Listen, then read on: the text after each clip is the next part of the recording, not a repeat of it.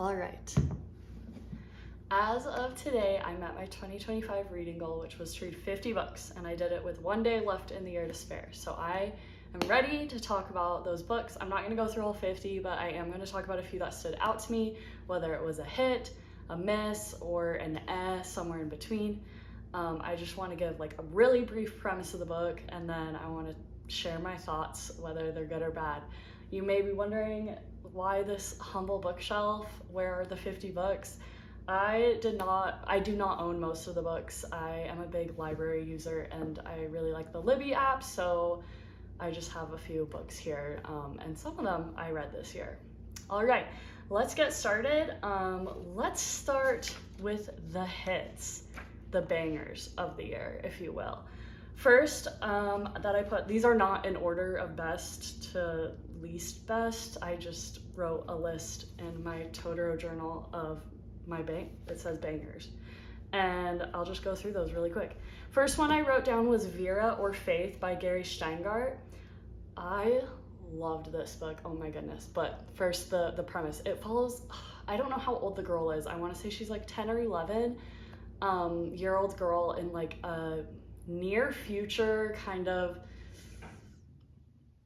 dystopian, but frankly very relevant to now and not far off from the reality we're living in, where there's government cycle tracking, there's a lot of protests happening, and I feel like I might get this a little wrong, but there's like this law that's trying to be passed in the book where people that were born in the US before 1776, or like had lineage dating back to 1776, get 1 3/4 of a vote. So there's like a huge uprising and protesters and people that are for and against. And this girl, the 10 or 11-year-old girl, Vera, she grows up in a family that's like prides themselves on being pretty progressive.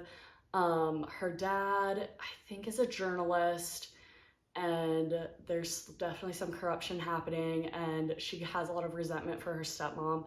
And then by the end of the book, a lot changes, and the ending I think about almost every day. I'm not going to say every day, but I'm going to say almost every day.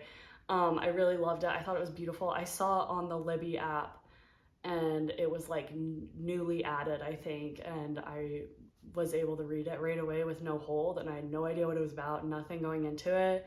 It was really short. It was beautiful. I absolutely loved it, and I need to read more of his books because I thought it was such a unique voice and very relevant. I'm trying to think of the genre. Speculative fiction. It's speculative fiction. Loved Vera or Faith by Gary Steingart. Okay, next. Open Throat. Oh my gosh. This one I have thought about every day, probably multiple times a day since I read it last spring. And it's by Henry Hoke. It is my friends and I refer to it as POV mountain lion because the point of view of the story is told through a mountain lion that's based off of a real mountain lion that lived in Griffin Park in LA. I should have done more research before I made this video. Something with a G park in LA.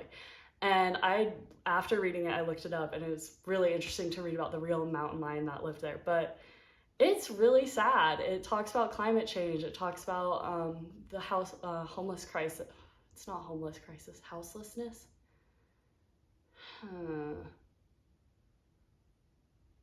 I'll edit it in. I cannot remember, and I don't want to say the wrong thing. There's unhoused people that the mountain lion feels like kind of responsible for, that are living in the park. There's wildfires, and you're just in the mind of this mountain lion. And it was so beautiful and sad, and like I think the word I used in my Goodreads review was haunting. I wrote like a really short review. I think I pretty much just said it was haunting. And I feel haunted by this story, and I loved it. And during the time I read it, I can't say I loved it. Like I wasn't like every page, this is beautiful, this is great. But since reading it, I think it has stuck with me more than any other book I've read this year. So I love that book, Open Throat by Henry Hoke. I also need to read more of his. I think he has a short story collection, so I'm gonna have to look at that. The next 2 books are by the same author, Eowyn Ivey, Blackwood's Blue Sky and The Snow Child. Loved these books. I think I read them last January. Both of them made me cry. They are different, but they are set in like similar rural Alaska. One is, I want to say like, I don't remember, early 1900s maybe late 1800s. They had trains, I believe. Okay. And then the other one is like modern day Alaska, but just, I don't even want to like share too much. Just beautiful. If you love like nature and like humankind's connection to the earth, and it's so beautiful. I loved those two books. They're maybe in my top 5 books of all time. Read them. I liked Blackwood's Blue Sky a little more.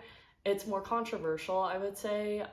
There's definitely some weird relationships in it, but the ending, another thing that I probably think about every day. It was beautiful and I absolutely loved it. Okay, those were my bangers. I had 1, 2, 3, 4. I was watching back the videos I recorded yesterday and realized I forgot to include one of my favorite bangers, one of the best hits from 2025, which is Severance by Ling Ma. Severance follows Candace, who is a millennial working in New York City for a company that manufactures books and does so in factories in China. Her sect of the company, like where she works, is manufacturing Bibles. So there was some cool like biblical themes and mentions in the novel that I really appreciated and thought were interesting, and it contributed to like the millennial meaninglessness of it all. She is in an unhappy relationship and she's just kind of having a bad time. It's late stage capitalism. She's working at a corporation. She doesn't believe in anything she's doing. And there is a virus sweeping the globe, similar to COVID, but this virus is completely terminal and degenerative. People pretty much lose their brain function and they'll start repeating tasks over and over. One example is a woman is taking dishes out of the cupboard and then putting them on the table over and over again until she ultimately, So Candace is taking pictures of New York City and posting them on a blog while this virus is sweeping. And I'm not giving away any spoilers here because this is all in the book cover description and a lot of this is introduced in the first few pages. I won't give anything away. But she ultimately has to leave the city due to the virus, and it was almost like a thriller, which I really liked. I could not put it down, but it also had a lot of really good, of course, literary fiction elements, and I really liked Candace. For the first chunk of the book, I was like, this is a very boring character, but I grew to really like her, and I was really sad for it to end. I controversially loved the ending. A lot of people did not, but I thought it was well done and a good place to end the book. I definitely wanted more, but in a good way, which I think you can't say about all books for sure. So highly recommend Severance by Ling Ma. I would give it 5 stars. Oh, I wore a hot sweater. Okay, somewhere in between and banger, we've got these 2 books. So the first one is Crooked Plow by Itamar Vieira Jr. This book, it won, oh my gosh, I should have done research. I can't remember what prize, or maybe it didn't even win, maybe it was just on the list, but like for International Literature Award for, I think, 2024. I will put the information somewhere on the screen after I look it up when I'm done. And Crooked Plow follows 2 sisters that have a traumatic accident. It happens on like the first or second page of the book, so I'm not giving too much away there. And the girls grow up, age, it follows them from very young to, I don't remember if it gets to end of life, but throughout. And the POV does switch, I think, every third of the book. The last third is where I kind of started to dislike it a bit. The last third of the book, it becomes very nonfiction, textbook-y vibes. That's super eloquent. And I just didn't love it as much. It was still really interesting information and like definitely disturbing. I should probably say what the book is about before I say my opinion, huh? Sorry. Well, this book, I already kind of said, but they're tenant farmers in Brazil, and they been raised on this farm and they grow old on this farm, and It's really tragic. It was very eye-opening. It's in Brazil. I feel like I learned about a place that I never like would have thought about, in like a rural part of Brazil. It, it, what to say? Maybe that's why this is on the somewhere in between, because I don't really know what to say about this one. There was like one distinct switch of POV that like really shook me, and I really loved it. I think in like about 30% into the book, 25. But the sisters, I thought their relationship was really interesting. There's a jaguar moment that's really cool. So I don't know, Crooked Plow, I think it's worth reading. I think if you like history, or if you like nonfiction, this would actually be a really good book for you. I'm glad I read it, and I'm sorry I'm saying so much. I've thought about this book. I read it at the very beginning of the year, and I still don't really know how to put it into words, and I'm sorry about that. The next book is this is also somewhere between and banger. This Is How You Lose the Time War by Amal et Mohtar. I really liked this one. It's really hard to describe. I'm gonna be doing the same stuff again here. I'll try not to. Maybe some tea will help. Let's see. Maybe just going blind, honestly. I'll just say what I liked about it. Loved the depictions of the garden. I thought that was so cool. It was very ambitious. One of the most like unique books I've read. Highly enjoyed reading it. It was very short. If you're in a book slump, pick it up. Why not? I'm not giving you anything to go off of, but just, yeah, vibes based. Feel it out. Okay, now I'm gonna talk about the section of the Totoro journal, which has 3 books on it. And I will start with God of the Woods by Liz Moore.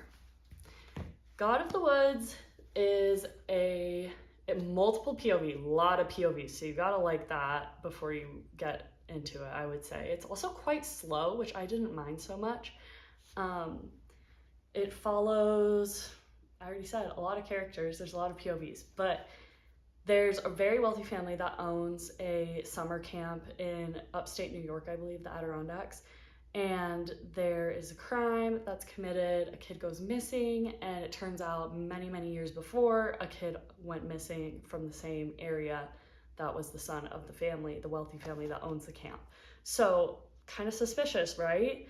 I really liked reading this book. Like, I was having a great time. I will say I went on a long run and I was listening to it as an audiobook, I think.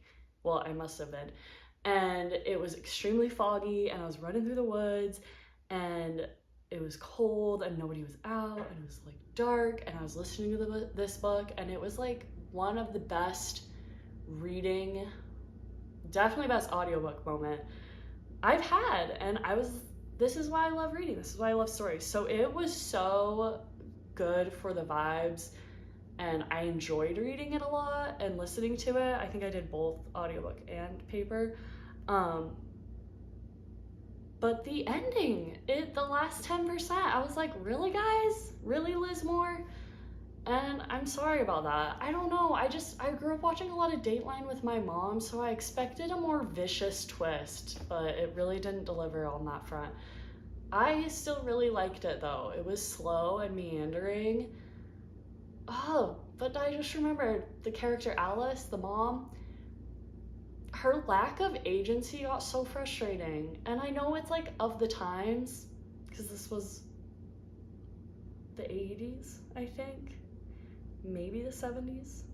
And so, woman, still, I mean, not treated great, but then definitely, and the expectations were horrific. But Alice, the mom of the missing children, she had no agency, and it got really boring. So her sections I didn't love, but the others I did.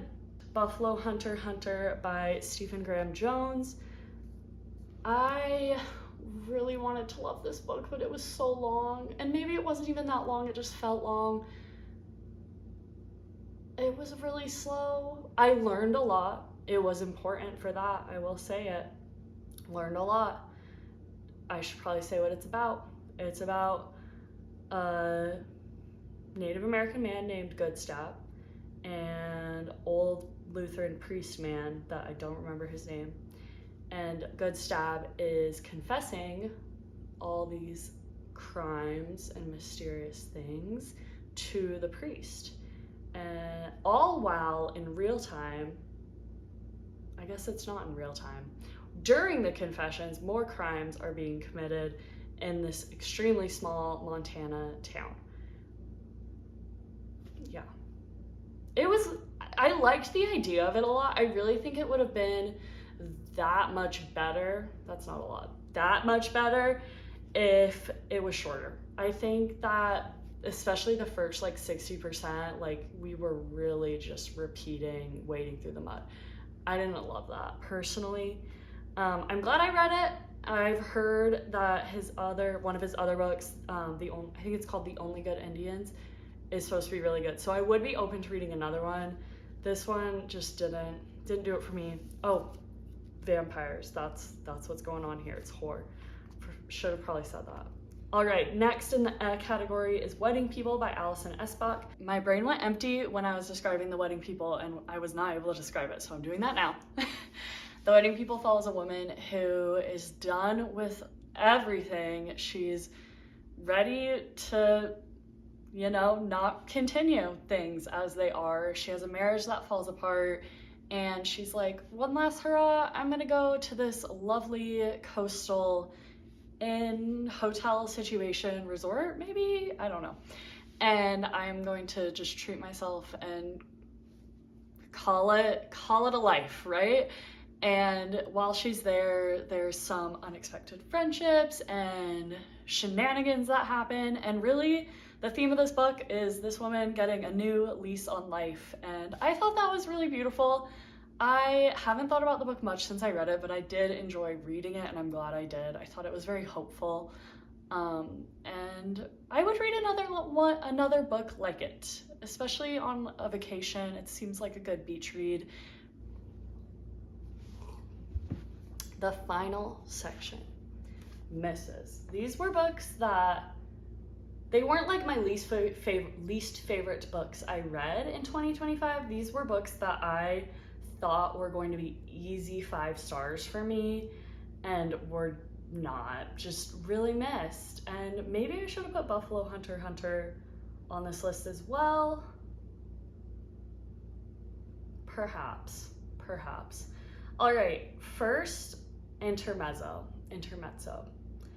by Sally Rooney. Really didn't like this one, y'all. It follows 2 brothers, and they're like 10 plus years apart, I want to say. Their dad passes away and they're dealing with grief, but I feel like they didn't really talk about grief that much. I'm not gonna lie, not as much as I thought they would based off of the description on the cover.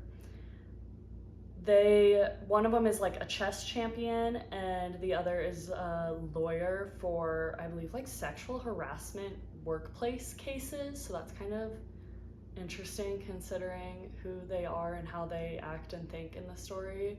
But I guess that just helps with like making their characters more subversive, I suppose, or the character of the older brother that is a lawyer more subversive. I did not love Intermezzo. I thought it was written so well and beautiful, and I really loved the writing. I can give it that. 5 stars for writing. I loved how it was written. I thought it was really good. Really interesting dialogue, inner monologues, like all of that was super well done. It felt very like human and real, and I loved that.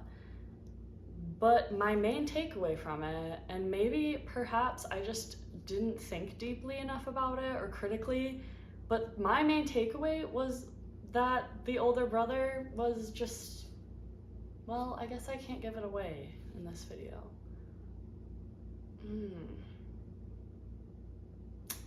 I didn't love it, you guys. I just thought their relationship was really unrealistic and annoying, and they need to get over themselves, and that's how I felt. And I didn't like how the woman characters were written in the story. Like, they were just plot devices, and they were like very one-dimensional and good, and the men were multi-dimensional and not good. And I know women are saints, but I feel like they could have had a little more realism, personally. All right, next, The Berry Pickers by Amanda Peters. This was a really tragic book about a young Native American girl who gets kidnapped by a white family while she is picking berries with her family in Maine. And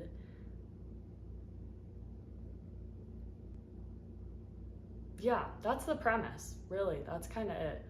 So the Berry Pickers, next on the list is The Berry Pickers by Amanda Peters.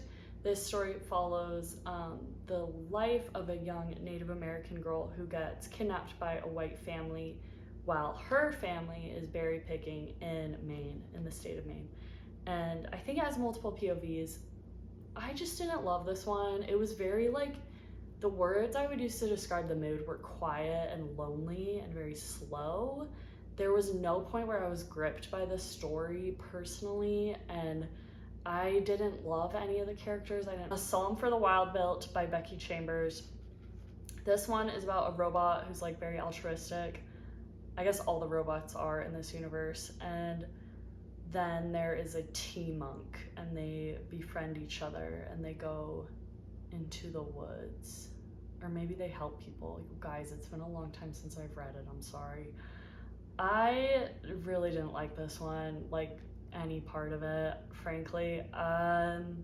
The idea is cool. Being a tea monk sounds cool. Definitely, for sure. Being friends with kind robots, very cool. Terms of like a story or plot happening, not much. Nothing. I don't remember anything about a plot or story happening. So there is that. It was very short though, so at least it didn't drag on for 600 pages. Last miss I have is Martyr by Kaveh Akbar. What to say? Martyr follows the son of an Iranian immigrant, and the son is Cyrus, and the mother of Cyrus died in a really tragic accident, maybe. And Cyrus is really depressed and does a lot of illicit substances and some legal substances, and pees his pants a lot while he sleeps. And I hated being in his mind. But he's really obsessed with martyrs, and he wants to be a poet, or he is kind of a poet, I guess. And he goes to Brooklyn to see this exhibit by this woman who is living out her final days with terminal cancer in a Brooklyn art museum. And he goes and talks to her, and he befriends her. I thought this would be an easy win for me. I thought it sounded so interesting. But what really got me most about this book is in the description of the book. It is listed as hilarious. This book, Martyr by Kaveh Akbar, is hilarious in the same way that Bear won Best Comedy. It's not. It was really depressing being in his mind, and I know there's like satirical elements, but it just bummed me out in a major way. And even by the end, I just didn't want to be in there. I didn't want to be in Cyrus's head anymore. I was really done by page like 10, frankly. So I should have probably DNF'd this book. I got like 30% through, and I just was not having a good time. Put it down, picked it up a few weeks ago, and finished it, and I didn't need to. I'm gonna be honest. So because I don't want to end on the misses, I have 2 more books I want to talk about that I don't really want to put in any of these categories necessarily, but the Poppy War trilogy, I read that this year. Loved. Still think about Najah all the time, and everyone should read that. It's by R.F. Kuang. It's a great trilogy that has some kind of Avatar: The Last Airbender, Waterbender, all the benders kind of vibing in it, as well as like really cool world building and lore and characters, and I loved it. And it drove me to read fan fiction for the first time in like 12 years. So that's powerful stuff. Yeah, that's really powerful. Other fantasy book I really liked was The Raven Scholar. I loved reading this one. Absolutely loved reading it. Had such a good time, could not put it down. But have I thought about it much since I finished it?